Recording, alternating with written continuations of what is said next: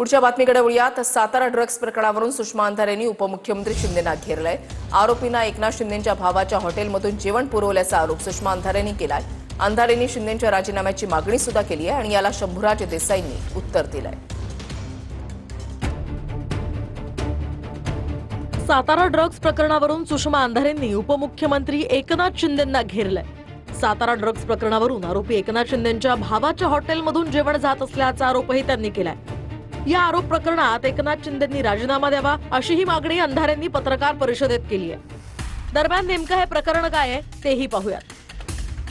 साताऱ्यातील सावरी या ठिकाणी एका ड्रग्ज फॅक्टरीवर मुंबई पोलिसांनी कारवाई केली आहे। या ड्रग्ज फॅक्टरीच्या जवळपास तेजयश नावाचं हॉटेल आहे। तेजयश हॉटेलमधून ड्रग्ज फॅक्टरीतील आरोपींना जेवण जात असल्याचा अंधारेंचा आरोप आहे। तर हे तेजयश हॉटेल उपमुख्यमंत्री एकनाथ शिंदेंचे बंधू प्रकाश शिंदेंचं असल्याचा आरोपही अंधारेंनी केलाय। अंधारेंनी गुगल मॅप आणि व्हॉट्सअप लिंकचा लाईव्ह डेमो दाखवत प्रकाश शिंदेंवर आरोप केले। त्याचा मॅप दाखवलेला आहे रिसॉर्टचा। ठीक आहे, आता हे विशेष आहे, याला आपण क्लिक करून बघूया। व्हॉट्सअपला आपण क्लिक केलं। आता ऑनलाईन बुकिंग वर गेलो। मी जरा टॉपला क्लिक करते। दादा कॅमेरे झूम करा। नाव काय आलं बघा दादा, कॅमेरे झूम करा।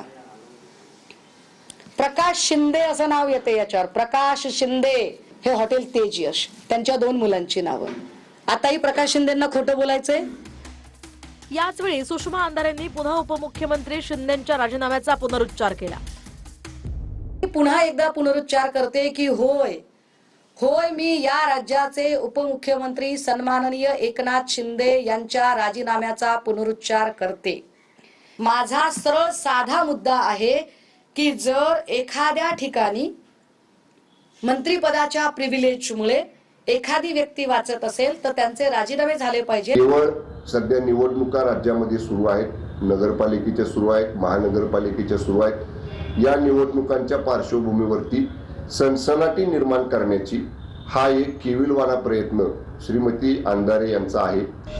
दरम्यान पाचगणीमध्ये 45 किलो कोकेन सापडल्याचा संदर्भ देत अंधारेंनी पालकमंत्री शंभूराज देसाई यांच्यावरही निशाणा साधलाय।